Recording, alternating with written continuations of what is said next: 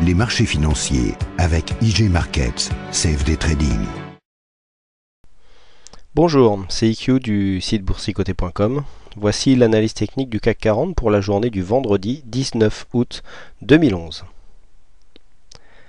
Avec aujourd'hui une poursuite de la baisse qui s'est opérée sur les marchés, puisqu'après une ouverture en baisse, alors il n'y a pas eu de gap, contrairement à ce que j'ai pu voir aujourd'hui sur le chat, puisque nous n'étions pas plus bas que le plus bas d'hier. Donc ouverture à 3064,49 avec un plus haut à 3078,28, un plus bas à 2947,91 pour terminer en clôture à 3016,99.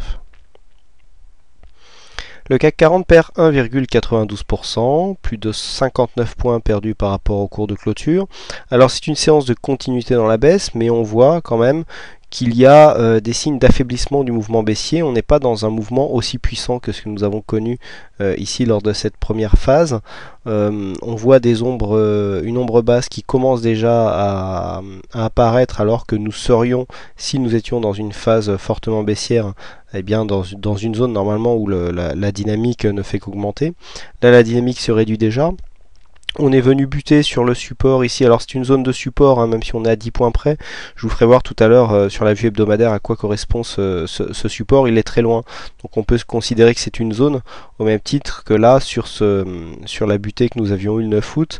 On peut considérer que l'ombre basse ici est quasiment venue se poser sur ce support. Donc on est venu rebondir ici avant de faire un morbeau technique. On a même passé un petit moment, dans le vert. C'était une journée des trois sorcières, donc journée très volatile. On a eu énormément de mouvements aujourd'hui, pour finalement venir sur une clôture assez peu marquée, puisqu'on perd 1,92%. On a perdu jusqu'à 4% en intraday dans la séance. Bon, donc finalement on arrive à limiter la casse juste avant le week-end. Alors par contre, du point de vue de la tendance, on voit que nous repartons avec des plus hauts et des plus bas, toujours de plus en plus bas. Donc la tendance court terme reste baissière. Au niveau de la tendance un peu plus longue, on voit que nous sommes toujours sous le coup d'une tendance baissière moyen terme, puisque depuis cette zone là, depuis début juillet, où nous étions venus marquer un plus bas que le précédent, nous étions remontés avec un plus haut, plus bas que le précédent, plus haut, et donc on a enfoncé le clou. Donc là, accélération de la dynamique.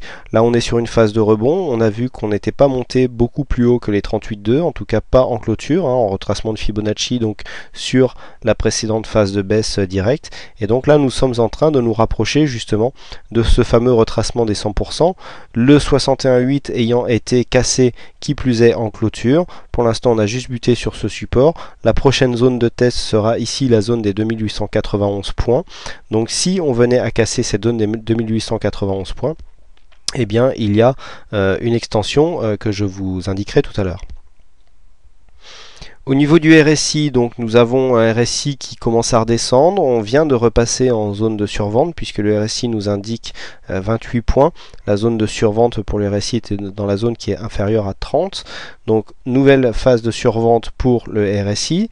Au niveau du stochastique, on vient annuler le signal, le signal haussier que nous avions eu ici. Je vous avais dit, je vous avais indiqué qu'il était assez peu dynamique au regard de la tendance que nous avions eu baissière. On s'attendait à un rebond un peu plus marqué. Rebond qui plus est, on a eu vraiment cette confirmation quand on a vu qu'en fait les cours rebondissaient à la baisse juste sous les 38,2. En général, sous les 38,2, il s'agit d'une dynamique assez forte. Donc là, si on venait à casser les 2891, on viendrait vraiment confirmer cette dynamique de tendance baissière dans laquelle nous sommes, et on pourrait descendre vraiment très très bas. Donc là, pardon, clôture, on invalide le fin de signal de rebond technique qui était parti ici de la zone de survente stochastique, qui était sorti accompagné de sa ligne de signal.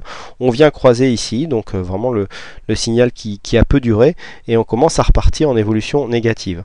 Le MACD lui aussi a confirmé la fin du signal haussier, puisque les histogrammes sont passés en évolution négative depuis hier, et puis au niveau des volumes, une certaine stabilité avec une baisse de la volatilité. Alors ce qui me fait penser que nous ne sommes peut-être, alors je dis bien peut-être, je vous donnerai d'autres indicateurs techniques après, que nous sommes peut-être en fait dans une fin de phase de correction. C'est que nous avons ici des volumes qui sont légèrement montant avec une bougie légèrement plus hésitante. Ici une bougie bien pleine, des volumes, et là on a les bougies un peu plus haut mais avec une bougie plus hésitante. On commence à avoir des rotations de portefeuille. Alors cela peut s'expliquer aussi par eh bien la fameuse journée des trois sorcières qui, bon, c'est l'échéance de certains contrats à terme qui arrivait à expiration aujourd'hui. Donc ici, des volumes qui montent légèrement, une bougie légèrement plus hésitante, ça peut constituer un petit signal de retournement de tendance. Donc retournement de tendance, vu que nous sommes dans une tendance court terme baissière, puisque les plus bas sont toujours de plus en plus bas, les plus hauts aussi, eh bien on pourra avoir un petit rebond technique. Donc ici, alors dans l'éventualité, ce n'est pas encore fait, dans l'éventualité où ce plus bas ici à 2947 s'avérait être un plus bas, il faudrait guetter une possible remontée supérieure ici au 3288 pour repasser dans un flux court terme haussier, puisqu'on aurait des plus bas légèrement plus hauts avec un plus haut que celui-ci. Par contre, si on venait à enfoncer ici la zone de 2891, on confirmerait donc la tendance de fond moyen terme et court terme qui reste baissière. Donc pour lundi, tant que nous ne dépassons pas le plus haut de la précédente bougie, à savoir les 3078,28, on considère que la tendance est baissière dans sa continuité. On aurait une invalidation si on n'arrivait pas à marquer un nouveau plus bas ou si on venait à dépasser le plus haut donc de cette zone. Et puis en cas de cassure des 2891, là on confirme bien sûr la tendance baissière court terme et en même temps la tendance moyen court terme, puisque eh bien, ça nous inscrirait ici un nouveau plus bas. Alors tout à l'heure je vous ai parlé de signal de fin de consolidation, donc je vous en avais aussi parlé dans la vidéo. Alors attention, je vous mets en garde, c'est pour ça que j'hésite des fois à donner trop de signaux, parce que c'est difficile d'expliquer en 5 minutes des fois des stratégies qu'il a fallu des mois à faire.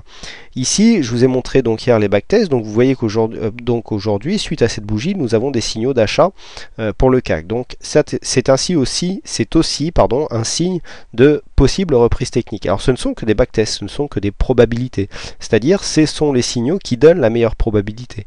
Mais sur ces backtests, eh bien, les taux de réussite n'étant pas à 100%, on peut avoir des chutes et on peut il faut pas se lancer la fleur au fusil comme ça en disant tiens IQ il a dit que ça allait se retourner, hop je mets tout en call et puis advienne que pourra.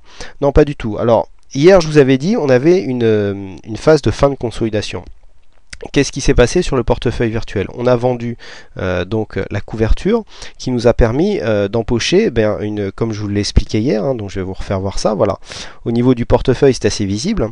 Donc là on a toujours Hermès qui nous fait une perf nette de 15,1 depuis qu'on est rentré, et là on voit le Lixor XBIR, donc on a fait 10% sur cette ligne. Alors c'était une demi-ligne puisqu'on en avait pour 2000 euros alors que là on a pour 4000 euros d'Hermès, donc on peut considérer que la perf est à diviser par 2, ce qui veut dire que déjà d'une part devant le risque nous avons remonté le stop pour coller à la tendance, donc il y a un support haussier sur Hermès qu'il est assez facile d'identifier. On a remonté le stop donc juste sous ce support haussier, et en plus de ça, voilà, rafraîchissement de la page, et bien nous en vendant cette couverture donc sur le signal que nous avons eu, eh bien nous gelons quelque part, on s'assure un gain de 5% sur la performance, puisque cette ligne qui n'était là que pour couvrir une position acheteuse, c'était pas du tout une spéculation à la baisse puisqu'on en avait moins que la ligne à couvrir, eh bien nous assure 5% de performance en plus, puisque nous avons couvert, on était à 23% à un moment, bon là on est baissé à 15%, vous voyez qu'avec les 5% en plus, on est quasiment à 20% par rapport à la phase de baisse, pardon, il ne faut pas se tromper là quand on dit ça, parce que sinon ça peut porter à confusion, par rapport à la phase de baisse que nous avons eue, eh bien on est quasiment sur une perf à 20%, ce qui implique que par rapport à la phase baissière que nous avons eue sur le CAC 40, nous n'avons quasiment rien perdu sur cette ligne, en tout cas au niveau de notre portefeuille. Et d'ailleurs les résultats s'en font sentir, puisque lorsque l'on va sur le portefeuille, vous voyez qu'aujourd'hui d'ailleurs la perf est positive, et lorsque l'on va donc sur le tableau de bord et le récapitulatif, on s'aperçoit que sur le mois en cours qui est extrêmement baissier, eh bien nous avons toujours nous une performance positive à 1,82% alors que le CAC a fait moins 17,52 et sur les 3 derniers mois on est à 5,55 alors que le CAC a fait moins 26,26. Donc cette stratégie est toujours en cours d'élaboration, toujours en cours d'optimisation. Bien sûr les résultats seront publiés s'ils sont efficients et si le test est concluant, mais pour l'instant bon, c'est des signaux, je dirais c'est du bonus que je donne, c'est des indications, mais il faut pas non plus leur donner plus d'importance que ça. Les backtests peuvent montrer des failles et donc peuvent être révisés et voir leurs paramètres modifiés, hein. C'est ce qui avait eu lieu lors de la première version du portefeuille boursier qui avait d'autres paramètres, peut-être un peu plus agressifs, mais justement on est revenu à quelque chose de plus prudent. Donc voilà ce que l'on peut dire au niveau de cette analyse technique. Donc comme nous sommes vendredi, je vous propose maintenant une vue hebdomadaire des marchés. Voilà. Alors sur la vue hebdomadaire, on a toujours ce mouvement donc qu'on a expliqué un nombre de fois, cassure du support haussier avec ainsi un retour sous ce support comme une résistance, donc qui valide un overlap par rapport à ce support haussier. On amplifie la tendance et là vous voyez que si on prend juste les points de clôture, alors on vient marquer des plus bas de plus en plus bas. Par contre au niveau des plus bas, là on remonte d'un point de vue hebdomadaire, donc on aurait une forme de stabilisation du point de vue du mouvement. Alors chose qui est très rare aussi en hebdo, c'est qu'on est survendu sur le RSI et le stochastique, donc ça c'est assez important puisque ça arrive assez rarement, et donc le MACD a une forte amplitude baissière et ne demande qu'à se retourner. Vous voyez la baisse des volumes, comment elle est vraiment parlante en vue hebdomadaire. On a moitié moins de volume que ce que nous avions eu la semaine dernière, donc ici c'est assez voyant. On aurait une phase de stabilisation. On voit si on prend la loi de Dow que nous avons marqué un plus haut de plus en plus bas, mais par contre le plus bas lui est remonté. Donc au niveau d'un point de vue moyen terme, on dirait que même si la dynamique n'est pas encore, on n'a pas encore de retournement, il n'y a pas encore de signal de retournement d'un point de vue moyen terme, mais par contre on peut dire qu'on a une phase de stabilisation.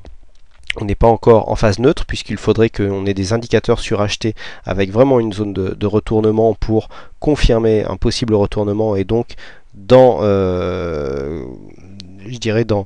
si on n'arrive pas, si on n'a pas vraiment de signaux, ou alors si on a des signaux qui sont baissiers, d'autres haussiers, on adopte un biais neutre. Mais là pour l'instant tout est baissier, donc on ne change pas son fusil d'épaule, la tendance moyen terme reste baissière. Donc voilà ce que l'on peut dire sur cette analyse, donc sur cette vue moyen terme. On voit aussi que la volatilité baisse légèrement, donc qui s'accompagne avec les volumes. Donc là c'est plus logique par rapport à ce que nous avons en vue journalière sur la corrélation que nous pouvons avoir entre les volumes et la volatilité. Voilà donc ce que l'on peut dire sur cette analyse qui encore une fois on a un peu débordé sur le temps. J'essaye en général de tenir en moins de 10 minutes pour essayer que ce ne soit pas trop long, parce que je sais que ça peut en rebuter certains. Donc énormément de monde hier sur le site, on a battu tous les records d'audience depuis sa création, donc merci à vous pour toutes ces visites. J'espère que l'intérêt continuera à aller croissant. Aujourd'hui c'est Jody qui a gagné au jeu du fixing, donc bravo à lui. Et puis je voudrais remercier aussi François pour a priori sa contribution qui m'a donné ça comme un partage de résultats suite à une bonne anticipation que j'ai donnée sur la vidéo. Donc ça fait toujours plaisir ce genre de contribution. Alors, on n'est pas obligé de contribuer par un don, on peut aussi le fait de me faire connaître sur des forums d'autres sites boursiers contribue à me faire connaître et donc à augmenter le trafic et par voie de conséquence à rendre ce site plus intéressant en termes de contenu. Voilà, je vous remercie à toutes et à tous pour votre attention, pour votre fidélité qui est croissante, et puis je vous donne rendez-vous dès la semaine prochaine pour de prochaines analyses en vidéo. Les marchés financiers avec IG Markets, CFD Trading.